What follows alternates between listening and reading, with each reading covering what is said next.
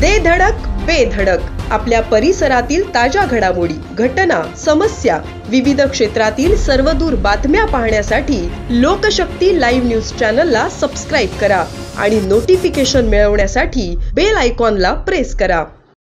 मुरुड शहरातील मुख्य बाजारपेठमधील एका इमारतीतील कपड्याच्या दुकानाला आग लागली। ही आग एवढी भीषण होती की आग वरच्या मजल्यावर पसरल्याने पूर्णतः इमारत जळून खाक झाली। यात कोणतीही जीवितहानी झाली नाही, मात्र यामध्ये करोडोंचे नुकसान झाले आहे।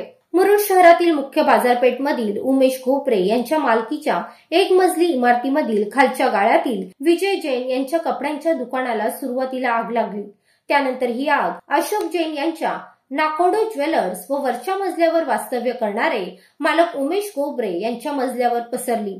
जैन यांनी स्वतः आग विझवण्याचा प्रयत्न केला, परंतु कपड्यांना आग लागल्याने ही आग भडकत गेली।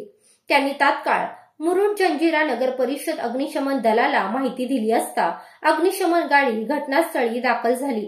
स्थानिकांनी तसेच अग्निशमन जवानांनी ही आग आटोक्यात आणण्यात प्रयत्न केला। अखेर 6 तासांच्या अथक प्रयत्नानंतर ही आग आटोक्यात आणण्यात यश आले। सुदैवाने यात कोणतीही जीवितहानी झाली नाही, मात्र यामध्ये करोडो रुपयांचे नुकसान झाले आहे।